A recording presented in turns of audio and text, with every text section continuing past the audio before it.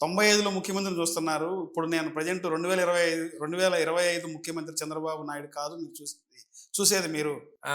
1995 ముఖ్యమంత్రి ఎలా ఉన్నాడో, ఆ చంద్రబాబుని ఇప్పుడు మీరు చూస్తున్నారు అని చెప్పి అంటారాయన.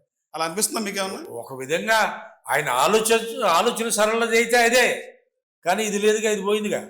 అది పోయేగానే మీరేం మాట్లాడుతున్నారో తెలియకుండా మీరు మాట్లాడుతున్నారు. మహాత్మా గాంధీకి మీకు పోలికండి సార్.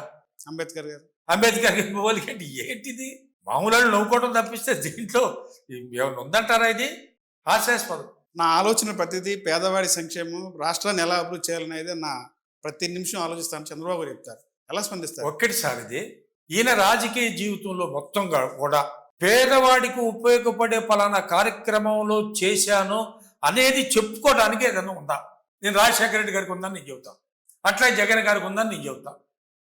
ఆయనకి జనానికి ఈ పెద్ద కార్యక్రమం చేపట్టడం వల్ల ఇదైంది. మళ్ళీ ఇంకో పెద్ద పెద్ద తప్పు మాట మాట్లాడుతున్నాడు. ప్రాజెక్టులన్నీ ఈయన కట్టాడట. ఈయన ఎక్కడున్నాడండి? ఈ ప్రాజెక్టులన్నీ అయినప్పుడు నాగార్జున సాగర్ అయినప్పుడు ఈయన ఎక్కడ ఉన్నాడు? శ్రీశైలం అయినప్పుడు ఈయన ఎక్కడ ఉన్నాడు? శ్రీశైలం ఫౌండేషన్ నుంచి నేను చూసా, నేను అక్కడ కాంటాక్ట్ ఉన్నాయి. అసలు ఏం మాట్లాడుతున్నారండి ఇతను? అసలు నాకు అసలు నవ్వాలో ఏడవాలో అర్థం కావట్లేదు. ఇదే పెద్ద జోక్ ఇది.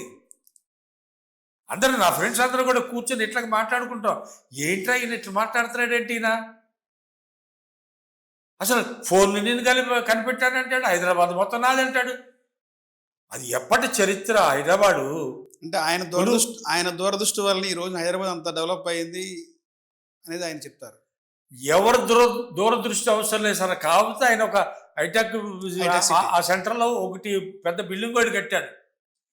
దాన్ని పద్దాక న్యూస్లో చూపించుకొని నువ్వు పెద్ద చేసుకున్నావు తప్పిస్తే ఎక్కడ జరుగుతుందంటే, ఈ కార్పొరేట్ వ్యవస్థ డెవలప్ అయ్యే విధంగా వీళ్ళకుండే కొన్ని మీడియాలు ఉన్నాయే, చాలా చాలా అబ్బా. మరి భగవంతుడు ఏ విధంగా చూస్తాడో, మరి భగవంతుడు ఉన్నాడు అంటున్నారు, ఉంటే ఏ విధంగా చూస్తాడో తెలియదు కదండి. ఎన్ని అబద్ధాలండి వాడు చెప్పేది.